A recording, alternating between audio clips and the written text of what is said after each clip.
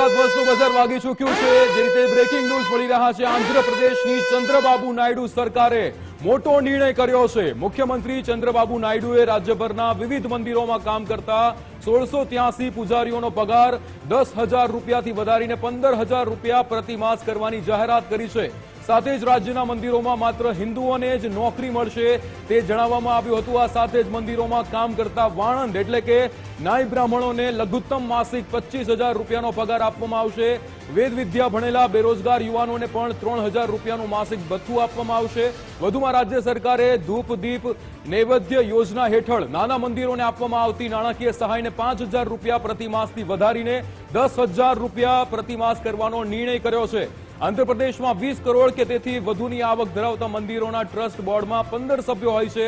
હવે આ સંખ્યા વધારીને 17 કરવામાં આવશે। આ ઉપરાંત ટ્રસ્ટ બોર્ડમાં એક બ્રાહ્મણ અને એક નાઈ બ્રાહ્મણ સભ્ય હશે તેવી પણ સ્પષ્ટતા કરવામાં આવી છે। ચંદ્રબાબુની સરકાર ચૂંટણી પહેલા આ વચન આપ્યું હતું, જેને પાળ્યું છે।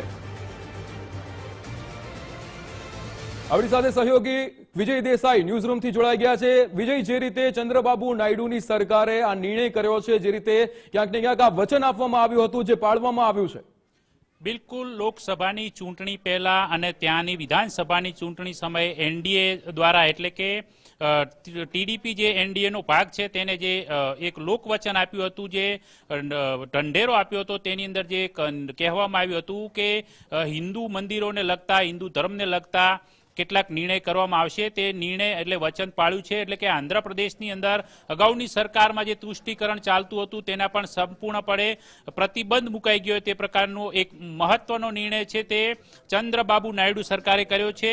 હિન્દુ ધર્માર્થ વિભાગ જે ચાલે છે તેની સાથે યોજેલી બેઠકની અંદર મહત્વપૂર્ણ નિર્ણય છે તે ચંદ્રબાબુ નાયડુએ કર્યા હતા। તેની અંદર સૌથી મહત્વના નિર્ણય એ રહેલા છે કે ત્યાં જે પૂજારીઓ છે, કામ કરે છે મંદિરોમાં, તેવા 1183 જેટલા અર્ચક જેમને કહેવામાં આવે છે તેમનો પગાર 50% વધારીને અગાઉ જે 10,000 ચૂકવવામાં આવતો હતો તે હવે વધારીને 15,000 ચૂકવવાનો નિર્ણય કરાયો છે। ઉપરાંત ચંદ્રબાબુ નાયડુએ એક મહત્વપૂર્ણ જે બેઠકની અંદર એક નિવેદન પણ આપ્યું હતું કે હવેથી જે મંદિરો છે ત્યાં કોઈ પણ પ્રકારે બિન હિન્દુઓ છે તેમને નોકરી આપવામાં નહીં આવે। એટલે કે આ સૌથી મોટો નિર્ણય ગણી શકાય, કારણ કે રાજ્યની અંદર 1110 જેટલા મંદિરો છે કે જેની અંદર અત્યારે ટ્રસ્ટ દ્વારા સંચાલિત થાય છે કે જેમાં અલગ અલગ લોકો પણ નોકરી કરતા હોય છે। આ મંદિરોની અંદર પણ હવેથી જે ટ્રસ્ટી મંડળ છે કે જે મંદિરની આવક 20 કરોડથી વધુની છે તેવા મંદિરોના જે ટ્રસ્ટીના સભ્યો અત્યાર સુધી 15 હતા તે હવેથી વધારીને 17 કરવામાં આવશે। જો કે તેમાં એક સ્પષ્ટતા પણ કરવામાં આવેલી છે કે આ ટ્રસ્ટી મંડળની અંદર એક બ્રાહ્મણ, એક નાઈ બ્રાહ્મણ એટલે કે મંદિરોમાં કામ કરતા વાળંદ હોય છે કે જે નાઈ બ્રાહ્મણ તરીકે ત્યાં ઓળખાય છે તેમનો પણ સમાવેશ કરવામાં આવશે। એ સિવાય મહત્વનો નિર્ણય એ છે કે જે વેદ વિદ્યા ભણેલા જે બેરોજગાર વ્યક્તિઓ છે તેમને પ્રતિમાસ 3,000નું માસિક ભથ્થું ચૂકવવાનો મહત્વપૂર્ણ નિર્ણય છે તે પણ કરવામાં આવેલો છે। એ સિવાય ધૂપ દીપ નૈવેદ્યમ યોજના જે ત્યાં ચાલે છે તેની અંદર જે નાના મંદિરો છે તે નાના મંદિરોને જે સહાય છે તેમાં પણ વધારો કરવામાં આવેલો છે।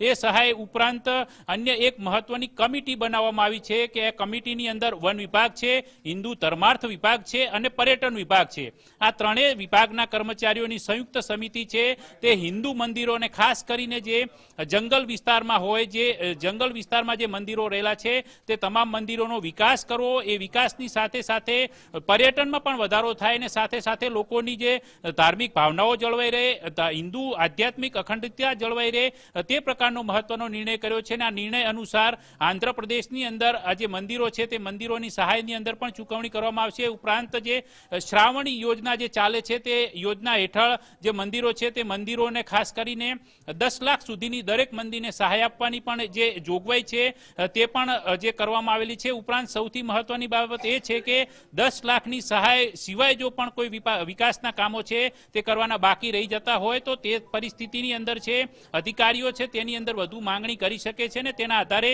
વધુ સહાય પણ ચૂકવવામાં આવશે। એટલે કે આ પ્રકારે જોવા જઈએ તો હિન્દુ ધર્મને લગતા જે મહત્વપૂર્ણ નિર્ણય છે, મંદિરોને લગતા મહત્વપૂર્ણ નિર્ણય છે તેની અંદર ખાસ કરીને નિર્ણય એ છે કે બિન હિન્દુઓને નોકરી ન રાખવા। એ સિવાય ચંદ્રબાબુ નાયડુએ બેઠકની અંદર એક મહત્વપૂર્ણ ટિપ્પણી એ પણ કરી હતી કે ગેરકાયદેસર રીતે જે ધર્માંતરણ કરવામાં આવે છે તે કોઈ પણ કાળે ચલાવી લેવામાં નહીં આવે। એટલે આ પ્રકારે જે હિન્દુ ધર્માર્થ વિભાગ સાથે યોજેલી મહત્વપૂર્ણ બેઠકની અંદર ચંદ્રબાબુ સરકારે આ મહત્વપૂર્ણ નિર્ણય કર્યો છે, જેની દૂરોગામી અસર પણ પડી શકે છે. બિલકુલ વિજય, આપ જોડાયેલા રહેજો અમારી સાથે.